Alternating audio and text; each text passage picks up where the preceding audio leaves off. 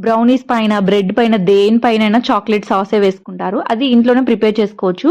అలానే గనాష్ కూడా అంటారు దీన్ని. ఇదైతే నేనైతే chocolate dark compound, milk compound 2 తీసుకొని ఇలా కట్ చేసుకోవాలి. ఇది మొత్తం ఒక కప్ అవ్వాలి. ఆ తర్వాత హాఫ్ కప్ విప్పింగ్ క్రీమ్ కానీ, లేదంటే ఫ్రెష్ క్రీమ్ కానీ, లేదు అంటే కోకోనట్ ఆయిల్ ఏదైనా తీసుకోవచ్చు. లేదు అనుకుంటే వాటర్ కూడా యాడ్ చేసుకోవచ్చు. ఇదంతా ఒక బౌల్‌లో వేసుకొని స్టవ్ పైన కొద్దిగా వేడి చేయాలి. కొద్దిగా వేడి అయిపోయాక అంటే కార్నర్స్‌లో బబుల్స్ వచ్చాక ఇప్పుడు దీన్ని తీసేసుకొని మనం ఆల్రెడీ కట్ చేసి పెట్టుకున్న చాక్లెట్ అయితే వేసుకొని మంచిగా కలిపేసుకోవాలి. ఒకవేళ మీకు మంచిగా సిల్కీ టెక్స్చర్ కావాలంటే 1 టేబుల్ స్పూన్ బటర్ వేసుకోండి. మనం ఫ్రిడ్జ్‌లో పెట్టినా కూడా చాక్లెట్ అనేది గట్టిగా అవ్వదు. మంచిగా ఉంటుంది. మనం దేనికైనా వాడుకోవచ్చు. కేక్ డెకరేషన్స్‌కి వాడుకోవచ్చు. లేదంటే బ్రౌనీస్ పైన, లేదంటే బ్రెడ్ పైన కూడా వేసుకున్నా కూడా చాలా బాగుంటుంది. నేనైతే ఇక్కడ కేక్ డెకరేషన్ పైన పెట్టుకున్నాను. మీరు ఇంకా కొద్దిగా డిజైన్ లాగా వేయాలన్నా కూడా ఫ్రిడ్జ్‌లో ఒక 8 అవర్స్ పెట్టేస్తే మనకి ఇలా డిజైన్స్ లాగా కూడా వేసుకోవచ్చు. చాలా చక్కగా వస్తుంది. ఒకసారి ట్రై చేయండి. అలానే నెక్స్ట్ ఏ రెసిపీ కావాలో కూడా కామెంట్ చేయండి.